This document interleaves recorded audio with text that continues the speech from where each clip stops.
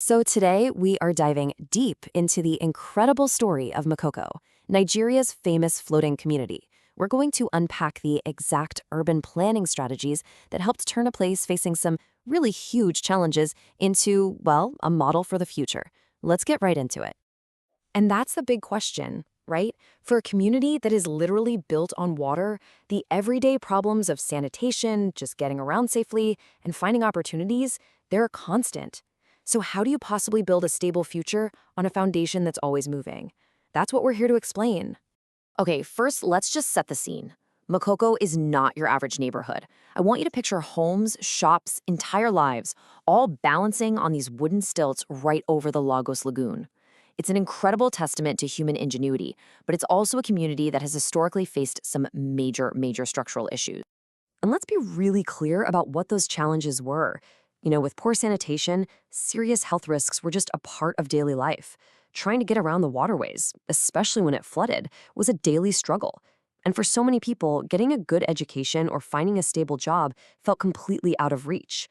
That was the reality before this transformation really kicked off. So, where did they start? Well, the very first step wasn't about construction. It was about conversation. The single most important strategy was starting with the people themselves.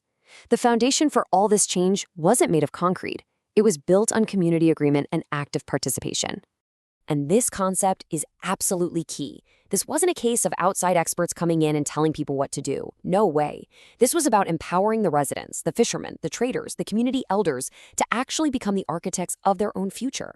Because when people have a hand in designing the change, the solutions don't just work better. They're owned by the community. They last. This really breaks down that process. You start by engaging, then you plan together, and then you build the solutions. But that last step, maintain locally, that's the secret sauce. That's what makes the change stick around. It creates this amazing cycle of improvement. So, with this people-first approach locked in, the focus could shift to the physical stuff. All right, with the community leading the charge, it was time to tackle the most urgent physical needs. And that meant getting to work on the infrastructure that affects daily health and safety, literally fixing the very foundation of life in Makoko. The before and after here tells such a powerful story. I mean, before this, things like cholera were a constant, terrifying threat because of contaminated water. By providing reliable, clean water, this project didn't just change a daily routine. It saved lives. It drastically cut down on sickness. These weren't just small tweaks, these were absolutely life-changing improvements. So how'd they pull it off? Well, it was a series of really smart, targeted projects. Community boreholes, that's your clean water source. Floating mobile toilets, a genius way to tackle sanitation on the water. And then improving walkways and building new drainage systems directly addressed that constant threat of flooding. Every single project was a crucial piece of a much bigger puzzle.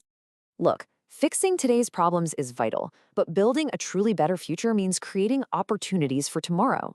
So the next phase of Makoko's transformation was all about that, creating real pathways to education and helping the local economy grow in a sustainable way. And this might be the most famous symbol of that vision. The Makoko Floating School was so much more than just a building. It was a beacon of hope. It was a dedicated, safe place where kids could get an education, giving them the tools they need to build a different kind of future, one with access to better, higher-paying jobs down the road. But economic empowerment was just as crucial. Upgrading the local market was another game changer.